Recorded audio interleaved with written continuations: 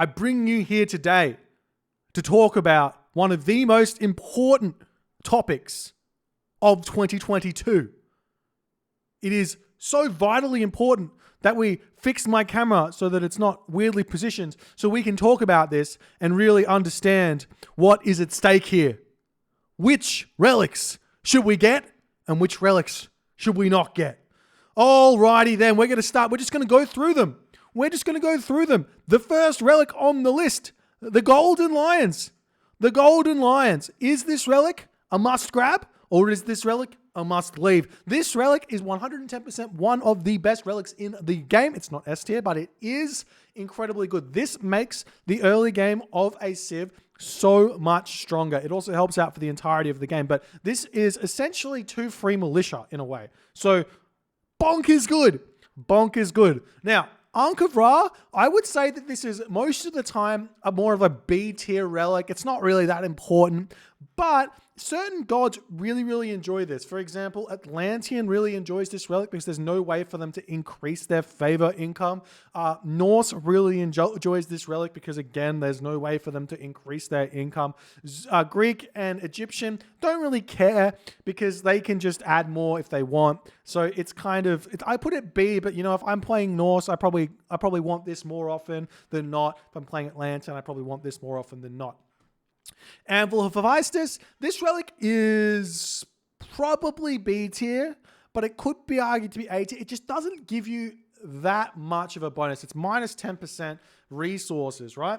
Minus 10% resources for the Anvil of Hephaestus on your armory upgrades. And minus 10% is still good. It's still like, that's a unique god power there. I mean, a unique god. So if you couple this with Thor, now you're getting minus 20%.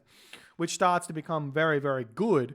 But unfortunately, relics and the amount of resources you actually save this relic ends up not being as impactful as potentially even just a trickle relic when you think about it, considering you get it at the start of the game. You get it at like 3 to 5 minutes in, and if the game goes for 15 minutes, after that point, and you had a trickle relic at, I don't know what the trickle is, like 60 or 50, maybe it's like less than that. Maybe it's like 40 resources a minute. You can see that it's starting to be a little bit like, but maybe it probably is on the low side of A tier. So let's just leave it up here as the low side of A tier, and we'll continue. Armor of Achilles. This relic here is kind of useless. I think it's like okay because it does give yourself a boost on your infantry hack armor, but generally speaking, infantry already have high hack armor, so the extra hack armor, it doesn't matter that much. You're not really countering stuff harder than you already are. They're already countering it. Doesn't really give you that much more effective HP. If anything, it's on the super low side of the B tier. I'm just going to chuck it in the C tier for now. I could be wrong. I could be swayed on this one, but we'll move on. Arrows of the Alpha. This is testing my relic knowledge. Is this the plus 5% relic for archer damage? I think it is. Plus 5% archer damage, I think. Or is this the range increase? There's one that's the range increase. Let me see. Bow of Artemis. No.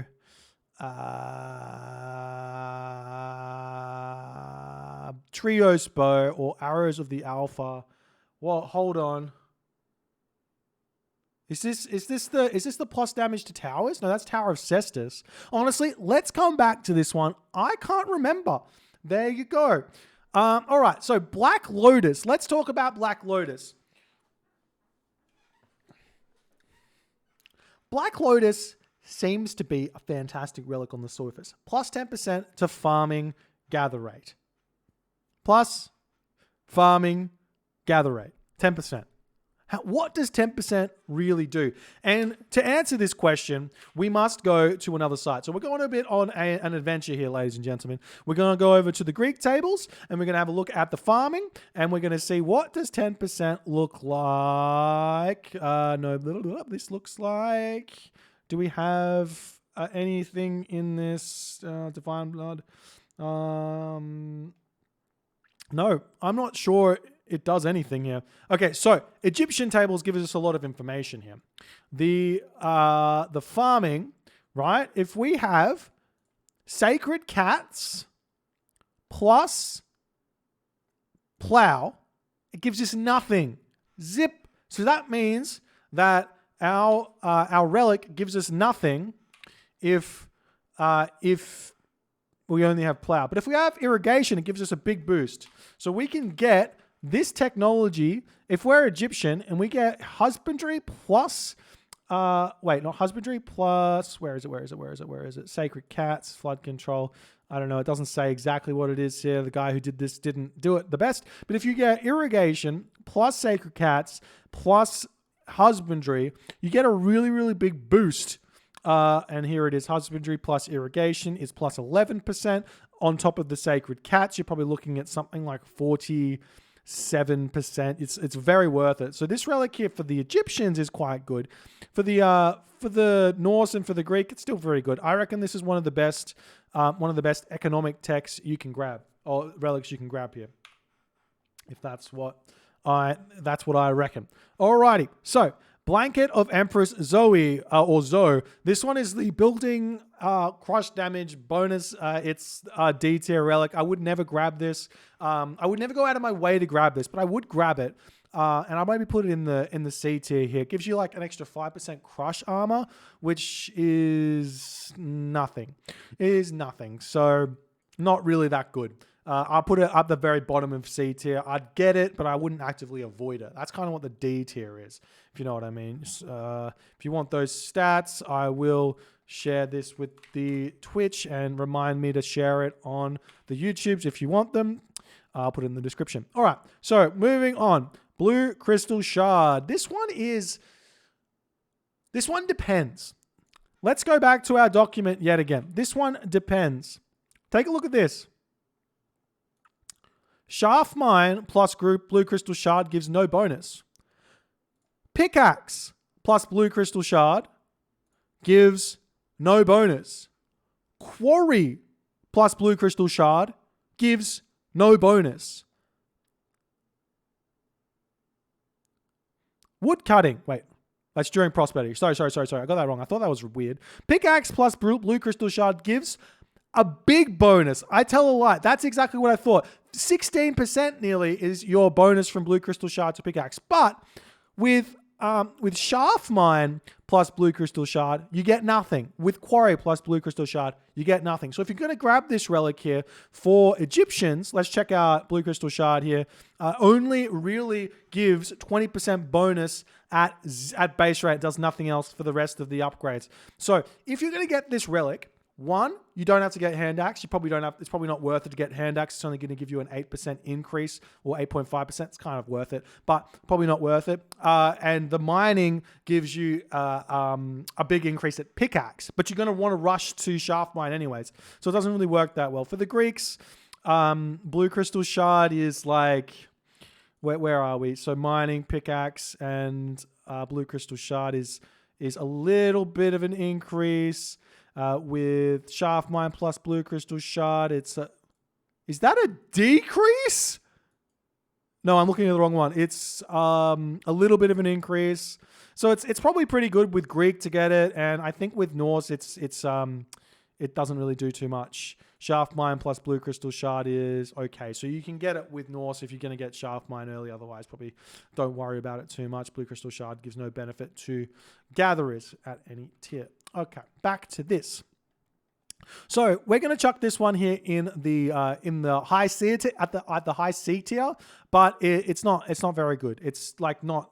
It's really, really good for Atlantean though. It's really, really good for Atlantean. Let's be very, very clear on that.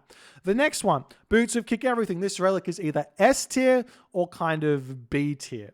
So I'm going to put it in the B tier, just discounting the fact that Loki exists. If you're Loki, this relic is S++++ tier.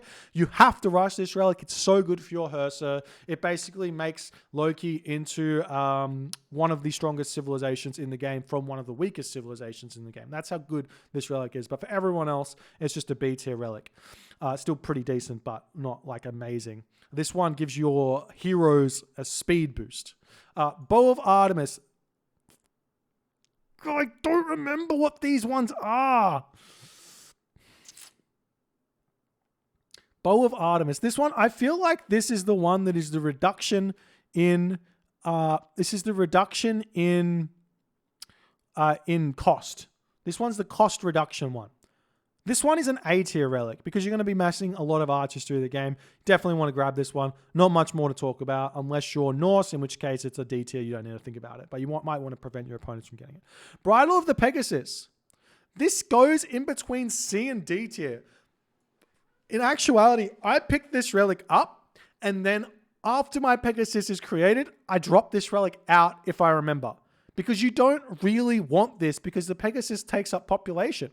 So you want this relic for the scouting in the early game. Maybe for later in the game, you might want it to like go and see your opponent's base and cast a god power or something on them.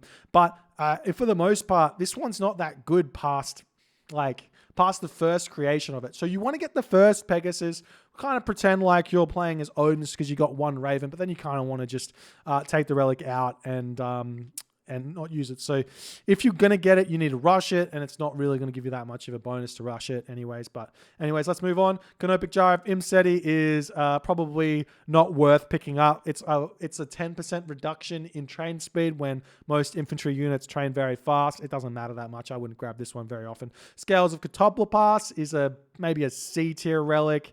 Probably above those two there, but it's still not very good. I probably wouldn't pick it up most games. It basically just changes the myth units versus myth units matchup. So it's an extra crush armor on your myth units. So if the myth units are fighting each other, they're going to take less damage because most myth units deal crush damage. But it really doesn't come into much play. Maybe it helps your Titan. But we'll continue. Dwarven Calipers. This relic is huge. It's definitely worth grabbing. Probably a B tier relic here. It makes your siege cheaper, which is very helpful, and you'll definitely notice those if you're going to be making siege weapons in the game. Eye of Horus is an S tier relic, S++ tier. This is the extra population for your town centers. There's no way to increase your population past 160 unless you are ISIS. So this or Sekhmet. So this relic is the only way to get past 160 pop with only 3 town centers. So it's a huge, very, very good relic. Eye of Ornlu is your, I put this one kind of in the same tier as Armor of Achilles, is your counter infantry relic. It gives 5% damage for your counter infantry. Not really worth it. Fetters of Fenrir is a D tier relic. I wouldn't bother picking this up most of the time unless there's for some reason there's no reason. There's really no reason to pick this up.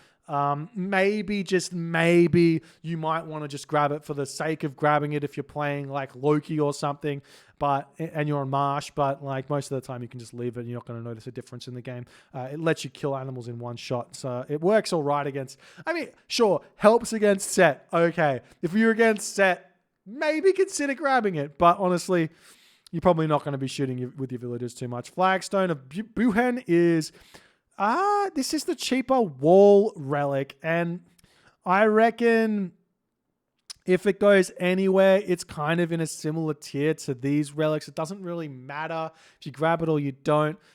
Cheaper walls. Walls are already ridiculously cheap. You're not going to see a difference here. It might even be at the lower end here. Maybe. We'll put it here because these are probably shocking. If I could can I make another? No, I can't. I can't make a D tier and an E tier. Okay. So Gaia's book is, it's not a rushing relic. You don't see much bonus in it. If you're going to go Titan Age, you might want to think about getting it if you're thinking Titan Age is coming up. It's probably a last thought thing. And I see this one ignored every single game, and just because it's kind of pointless. The Girdle of Hippolyta. What's this relic?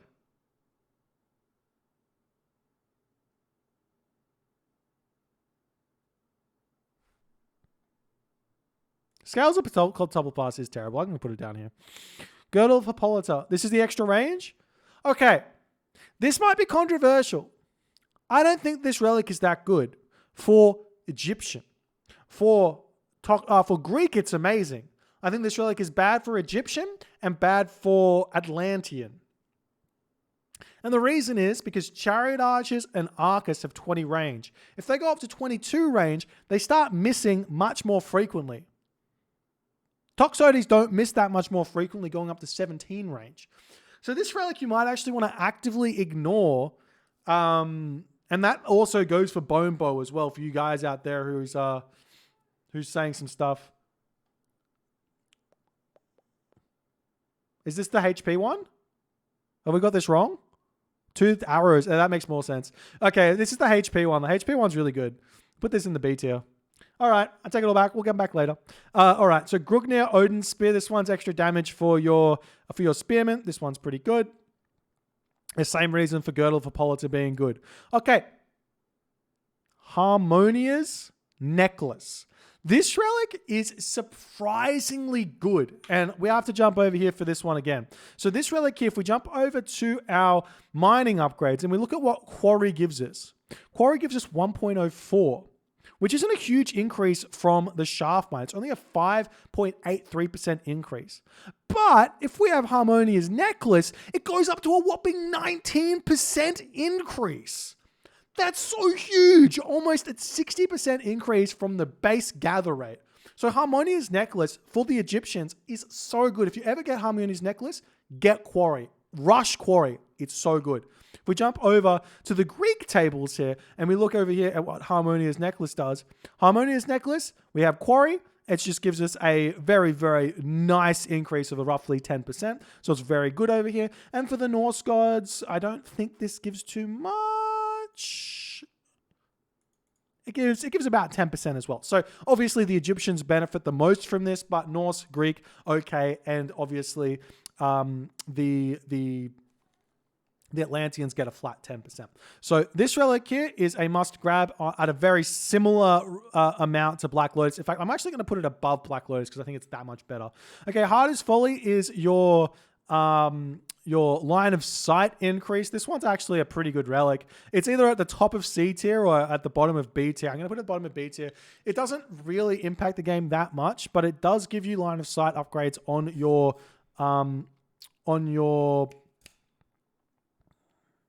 walls, which might not seem like a lot, but is actually quite helpful.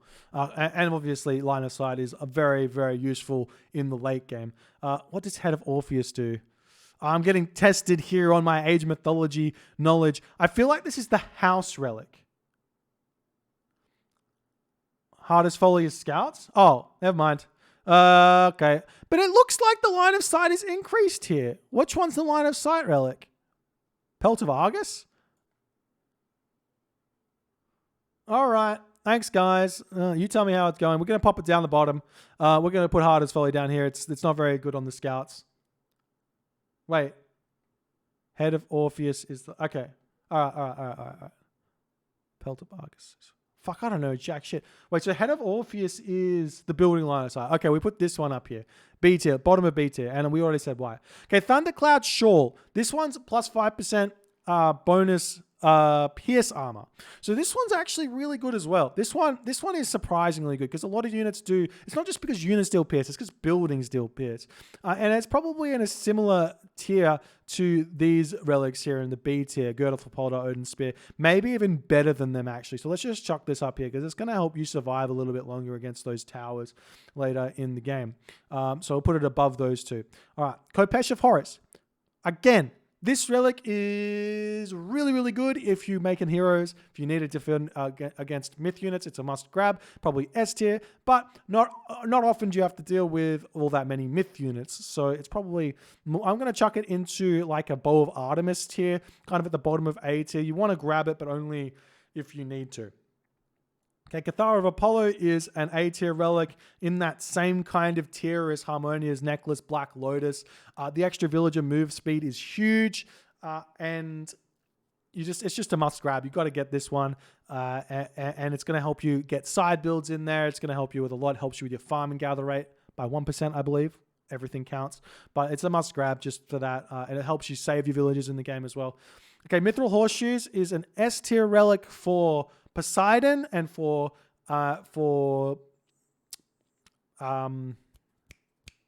Norse, and a little bit for Ra, because you can get Mithril Horseshoes, Camelry, Mithril Horseshoes plus the Camelry plus the speedy cavalry, Desert Winds. It can be really, really good. So this is the plus, and because there's enough of them, it's also pretty good for Uranus if you're going to go Contarius as well. Basically, if you're getting horsemen, this is S tier. If you're not, you don't want to get it. But you probably want to take it away from your opponent. So we're putting this in S tier slot here because of that reason. Cool. Sound good? All right, so monkey head here. I'm pretty sure the monkeys don't cost population, so that's not why I think this is a lot worse than the golden lions. But I think this is possibly even lower than C tier. I'm going to put it at the top of C tier, but this one is bad because they are so slow. So you do not want to use these in your army. The way you want to use the monkeys is you want to be spreading them out on the map and using them as line of sight because they're free population. You sit them on gold mines, free line of sight on gold mines. So if you use them that way, I'm going to maybe put it at the bottom of B tier because of that. If you're going to use them that way, it's great. If you're using them in your army, I don't like it so much. Okay, Nose of the Sphinx is a B tier relic as well, but I wouldn't put it up with these ones. I'm going to put it below, maybe above Monkey Head. It's kind of okay. It helps your buildings out a lot, makes your role play a little bit like Hades, but it's not going to be too game changing. Odin's Wand can be really, really good. Odin's Wand can be really, really good, but it can also be really, really bad. It's not as good as Boots to kick everything for like the difference. So, I mean, I'm gonna put it. It's not in this tier of economic upgrades. It's maybe in this tier of economic upgrades. I don't think you're gonna see that much. It's probably in the Blue Crystal Shard tier. I'm gonna put it just below Blue Crystal Shard. It doesn't matter that much. I like grabbing it if I'm say Zeus going Centaur, for example, or Loki going Hall of Thanes because it saves me 30 wood. Wow, 30 wood. It's not right. It's the temple improvements are reduced. Okay, next relic, the Oseberg Wagon. This is the best relic in the game for Egyptians, and it's pretty good for everyone else. So I'm just going to put it up here. This is randomly placed. All these relics are must grab. Oseberg Wagon, so very, very good. Pandora's Box is a D tier relic. You don't want to grab this. The reason is, well, you don't not want to grab it, but there's no point in grabbing it. It doesn't give you any bonuses. It gives you 10% increase on your myth unit train speed, which doesn't help you in the slightest. Because if you really wanted to spam myth units out, you just build 2 temples, getting an 100% increase in your train time. This is 10%. You're never going to see it's never going to help you out. It's just a kind of a waste of time getting this one. And Pellet of Argus here is an increase to the line of sight, I do believe, of your buildings. And I was saying this one is probably about a B tier relic, probably above Nose of the Sphinx, helping you out a little bit earlier. Pygmalion's, I just like the line of sight. I probably overvalue line of sight, but maybe I don't. I think it's really good. Pygmalion statues, an S tier relic. Not only does it help Ra Skin of the Rhino villager rushes, but it effectively means that raiding your opponent is going to, or raiding you getting raided is going to be really, really hard because this is such an increase to villagers. In fact, if I were to be in charge of the patch team, I would nerf this relic down to plus 10% or even less, maybe plus 5% on the villagers because it's very, very oppressive if your opponent gets this. I don't like this relic on my opponent at all. Now, the Ring of Nibelung. Now, this relic here,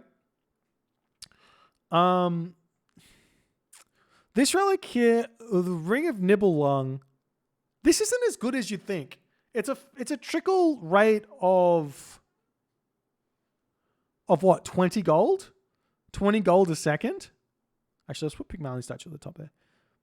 It's 20 gold a second or something? No, a minute? 20 gold a minute? Not a second. 18 gold a minute? That's nothing. That's like literally in 5 minutes, I can afford what? A mercenary? I can afford a mercenary in 5 minutes with this relic. Don't waste the time bringing your pharaoh there. This one's not important. This one's D tier. I'm putting it down. This one's a D tier. This doesn't matter at all. This isn't going to help you in the slightest. You're not going to notice it. Scarab Pendant, extra siege damage. This one is in the same tier as Bow of Artemis, Khopesh of Horus, Sacred Scarab Pendant. It's the extra damage against the siege against the buildings. Really, really good relic. Definitely want to be grabbing this one if you're going to be building any siege in the game, which you most certainly will. Arrows of the Alpha. Towers, fortresses, migdols, hill forts, palaces, town centers deal 20%. Oh, this is the arrows damage one. This is same tier as Nose of the Sphinx. It's probably a little bit higher actually. Let's pop it in the A tier. I'm trying to put these into like economic, military, and whatever. All right. This is good because your arrows do a lot of damage. So Ship of Fingernails comes next. Same for this. It's not very good. What's the increase? Is it like 30 food a minute? Even at 30 food a minute, it's still kind of a bit sad. Okay, continuing along. System of Bast. Now let's think about this just quickly. Let's think about this very quickly. 24 food per minute. System of Bast gives me 5 food back. Let's just call it 15 seconds. 5 food back every 15 seconds. So let's think about it as a trickle. I'm going to be getting 80 villages every game, no matter what. So let's think about it as a trickle. If it's 15 seconds, we've got 4 villages a minute, which means 5 villages off, 5 food off a minute. That's 20 food a minute on 1 town center. That's 40 food a minute on 2 town centers. That's 60 food a minute on 3 town centers. But you are in the same tier as Ship of Fingernails. System of Bast feels great, but it's not. It's not. It's just not. It doesn't help that. It's just not that good. It's really not that good. Staff of Dionysus, however, I absolutely adore this relic. I think this relic is a B tier relic in the same tier as Ankh of Ra. It could potentially sneak up into the S tier economic relics, but you definitely want to think about grabbing this one. It's so good. It cuts your walking time down immensely, increasing your food income by a lot on your farms. When you're farming, it helps you out a ton as well. It's really, really good. Shingles of Steel, giving our houses extra HP. This one, I've seen this one help win games. This relic is similar to Nose of the Sphinx. So let's pop this one over here. Similar reason for Nose of the Sphinx, just extra HP on the buildings is huge. It's going to help you against things like earthquake, tornado, yada, yada, yada. Hold on. I got this wrong. Gaia's Book of Knowledge is the infantry bonus damage against Titans. So we'll put that in the D tier here. As the only D tier relic that increases anything here. Okay, because you're not going to build infantry against a Titan, and even if you do, it's not very good. Okay, Titan's Treasure goes here. This is the one I was talking about. The Titan's Treasure goes here. It's just you're not going to notice it. It's not enough resources. Staff of Dionysus is A tier. No, I put it in the B tier. B tier. But I could put it in the A tier. I love the relic. I think the relic's great. Maybe we could put it at the very bottom of the economic relics here, because these are all really, really good. All right, so Tale of Cerberus here reduces the special ability time of your myth units. I think this relic's okay. I think it's a B tier relic.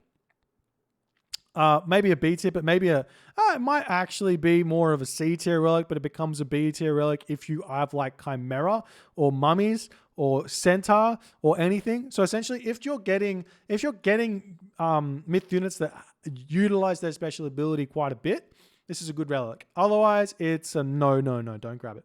Okay, Toothed Arrows. Is this the cheaper Archer's relic?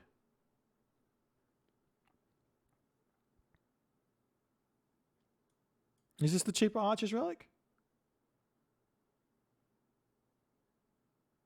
This is the Archer damage. Bow of Artemis is the cheaper Archer's relic. Okay. Both of these are really good. Anyways, so you want to grab these for sure.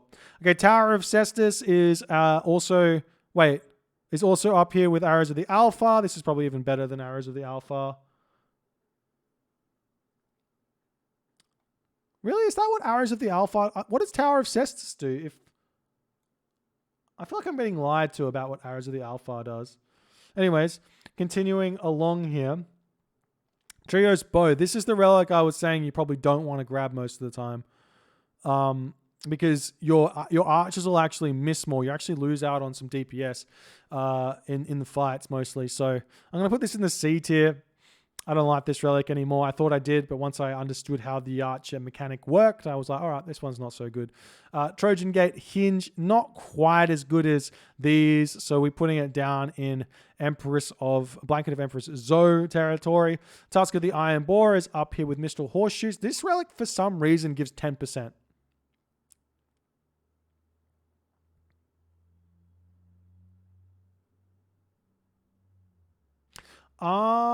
Okay. So Tower of Cestus. Okay, they're both similar. They're both good.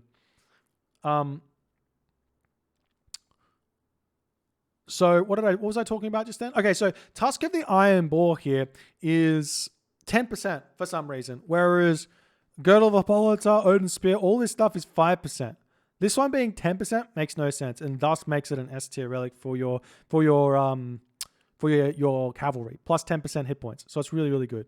Wedget Eye is probably like sitting in the C tier for the most part.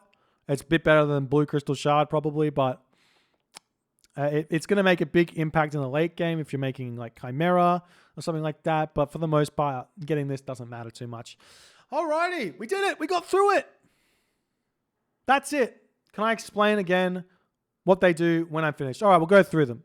So, S tier relics, we've got Pygmalion's statue, giving us extra HP. I believe it's 40% extra HP on our villagers. Eye of Horus, plus 2 population for our town centers, each town center. Mithril Horseshoes is the plus speed, 10% speed to cavalry. Tusk of the Iron Boar is plus 10% HP to cavalry. Osborg Wagon increases our caravan move speed by 10% and reduces our caravan cost by 25 food. Golden Lions is free 2 lions, which are about the same stats as a militia and have more speed, 5.0 speed. Harmonia's Necklace gives us a big boost to gold mining, plus 10%, which can really matter a lot at the right tiers of gold mining. Black Lotus is plus 10% farming, which also is a big boost at certain tiers of farming. Cathar of Apollo increases our villager move speed by 10%. Anvil of Hephaestus gives us a reduction in the armory by 10% in terms of the cost. The Staff of Dionysus doubles our food carry capacity, gives us plus 15 food carry capacity. Toothed Arrows and Bow of Artemis impact our archers with both a minus cost and or plus damage by 5%. Kopesh of Horus is a plus 100% bonus damage versus versus myth units for your heroes. That means to say if your priest were doing 3 damage, they would be doing 6 damage. So it's a big increase, but it's not as big as you think. Scarab Pendant is a plus 100% bonus damage versus buildings, similar to the Kopesh of Horus. If they're doing 60 crush damage, they're now doing 120 crush damage. It might be 20%, but I think it's 100%. Even at 20%, it's still really, really good. If it is the 100%, this is probably an S tier relic. I can't really remember where it's at. Tower of Cestus and Arrows of the Alpha are helping our towers out. Ankh of Ra gives us a boost to the favor. Boots of Kick Everything. Or a favor trickle. Boots of Kick Everything gives us the hero's move speed. Really, really good for Loki. Pretty good for everyone else. So S tier for Loki if you guys are Loki players. Dwarven Calipers is cheaper siege. Thundercloud Shawl is Pierce Armor by 5%. Girdle of Hippolyta is HP, I believe. It could be something else. I can't remember. And we've got Gugnir Odin Spear, extra damage on the Hoplites. Tail of Cerberus, reduction in myth unit special. Head of Orpheus and Pelt of Argus is this the line of sight one? So line of sight, no. Head of Orpheus is something that's extra building HP. Pelt of Argus is the line of sight. Nose of the Sphinx is the building HP. What's Head of Orpheus? I can't remember. Line of sight, building line of sight, whatever it is. Somebody put it in the chat. Shingles of Steel is the extra HP on the house. Monkey Head is plus 3 monkeys, which you don't want to use in your army. If you use these in your army, it goes down to a D tier relic. It is building line of sight. All right, Wedged Eye is the reduction in myth unit cost. Blue Crystal Shard is plus 5% wood and gold. Odin's Wand is a reduction in the temple cost by 10%. Armor of Achilles is 5% hack armor. This might be actually pretty good against Norse, but you know it's still It doesn't give you the same as Thundercloud, sure, because the arrows that come from towers is so much more damage that's coming in than otherwise. Trios Bow is your increase to range by +2. And remember, this is only down here because of the way the range mechanic works. If you have 22 range versus 20 range, you miss a lot more. So it's a lot worse. Eye of Ornlu here is your +5% to counter infantry. You're not going to notice this at all, so it's just not that good. If your infantry are actually attacking an infantry unit, they're already crushing it, so it doesn't matter.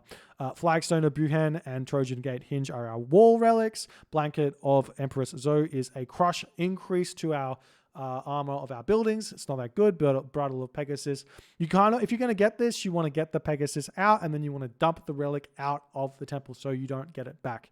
Otherwise, it's kind of pointless because you're just going to be wasting population of that. The Titan's Treasure, it's just not enough of a. It's like probably even down here with the other relics, because like if you think about it, you just not. It's actually maybe a little bit better than those because you're getting more resources packed than Ship of the Fingernails gives you over the entire course of the game, but it's just not that much. So Ship of the Fingernails, System of Bast are kind of on a similar level in terms of their food trickle. Ring of Nibelung is gold trickle. That's just not worth it. Guy's Book is your infantry bonus damage against Titans. You're never going to use infantry against Titans anyways.